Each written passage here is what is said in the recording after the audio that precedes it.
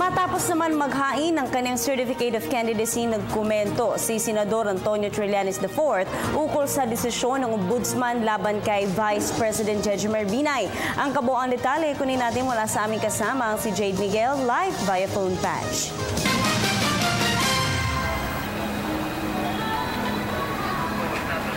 Yes, Princess, naghain na nga ng kanyang Certificate of Candidacy si Senador Antonio Trillanes IV kaninang umaga dito sa COMELEC. Siya nga ay tatakbo bilang Vice-Presidente.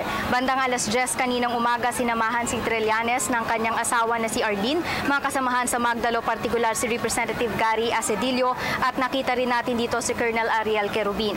Kasama nga sa mga plataforma ni Trillanes ay ang kampanya nito laban sa korupsyon, AFP modernization, patuloy na pakikipaglaban para sa West Philippine Sea at peace and order. Magugunita na isa si Trillanes na kumalaban noon sa Administrasyong Arroyo at matagumpay naman itong nakakuha ng pwesto sa Senado noong 2007 sa kabila ng kanyang pagkakabilanggo. Sa kasalukuyan, nasa ikalawang termino na si Trillanes bilang mambabatas.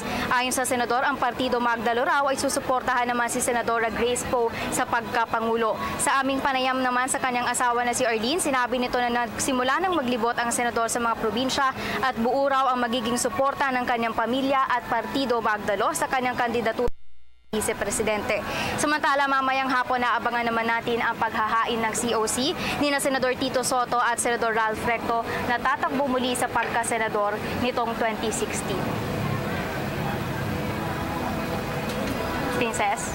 Alright, Jade, kumusta ang naging reaksyon ni Trillanes kaugnay naman sa probable cause na nakita ng Ombudsman upang sampahan nitong si Vice President Binay ng kasong graft? Yes, Princess, sumasang-ayon nga si Senador Trillanes dito sa pasya ng Ombudsman na may probable cause nga upang sampahan ng graft at ilang charges itong si Vice Presidente Jejomar Binay at ilang pang-individual regarding dito sa pagpapatayo ng Makati City Car Park Building 2. At sinabi nga niya na dahil dito sa desisyon nito ay hindi na nga daw isang pamumulitika ito sa kanilang panig, at sinasabi rin niya na wala daw immunity from suit itong si Vice President Jejomar Binay dahil ang explicit lang daw sa konstitusyon ay ang may immunity from suit ay presidente lamang. At sinabi nga rin nila na pwede naman daw kasuhan at pwede rin naman daw idetine itong si Vice Presidente Jejomar Binay sakaling siya ay kasuhan, katulad din ng ilang impeachable officials na nakakulong ngayon, katulad ni Senador Bong Revilla at Senador Jinggoy Estrada, at pati na rin ni Senador Juan Ponce Enrile na nakalaya na dahil sa pagsampa ng pagsasamba ng 1 million peso bail niya. Alright, Jade, alam natin si Senador Trillanes ay isa sa mga senador na talagang sumusuri dito sa mga kaso ni Vice President Jejomar Binay. Posible kayang may mga susunod pang pagdinig sa Senado ukol sa mga aligasyon laban kay Binay? Yes, Princess, ang sinabi nga ni Trillanes ay baka daw magkaroon pa ng mga susunod na pagdinig, at yan din ang sinabi ni Senator Coco Pimentel. Ngunit ayon kay Trillanes, baka hindi pa siya muna dumalo sa mga susunod na pagdinig dahil baka raw magkaroon ng conflict of interest dahil nga siya na ay isang kandidato at Senador Alan Peter Cayetano na sumasali rin sa pagdinig. So baka kapag magkakaroon ng hearing sa Senado hinggil dito sa mga aligasyon laban kay Binay, ay baka si Senador Coco Pimentel na lang muna ang dumalo.